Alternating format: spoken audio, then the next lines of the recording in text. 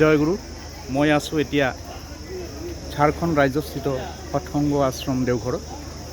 পৰম পূজ্যপাত শ্ৰী শ্ৰী আচাৰ্যদেৱৰ শুভ জন্মদিন উপলক্ষে আশ্ৰমখনিত আয়োজিত কৰা হৈছে এক বিশাল অনুষ্ঠান। আৰু এই অনুষ্ঠান উপলক্ষে সমগ্ৰ আশ্ৰমখনি সুসজ্জিত ৰূপত সজাই তোলা হৈছে ফুলেৰে। আপোনালোক প্ৰত্যক্ষ কৰিব পাৰিছে আশ্ৰমখনিৰ মনোমোহা দৃশ্য। ভাৰতবৰ্ষ তথা বিশ্বৰ বিভিন্ন প্ৰান্তৰ পৰা অহা অগণন ভক্তবৃন্দ আহি ইয়াত সমবেত হৈছে। সকলোৱে এটাই উদ্দেশ্য, পৰম পূজ্যপাত শ্ৰী শ্ৰী আচাৰ্যদেৱৰ শুভ জন্মদিনত তেখেতক শুভেচ্ছা জনোৱা আৰু তেখেতৰ পৰা আশীৰ্বাদ লোৱা। এয়া আশ্ৰমৰ এক মনোৰম দৃশ্য আপোনালোকক কৈছোঁ। আহক আজিৰ এই পবিত্ৰ অনুষ্ঠানত সমবেত হৈ তেওঁৰ এই আশীষ ধন্য হৈ জীৱন লাভ কৰোঁ। জয় গুৰু।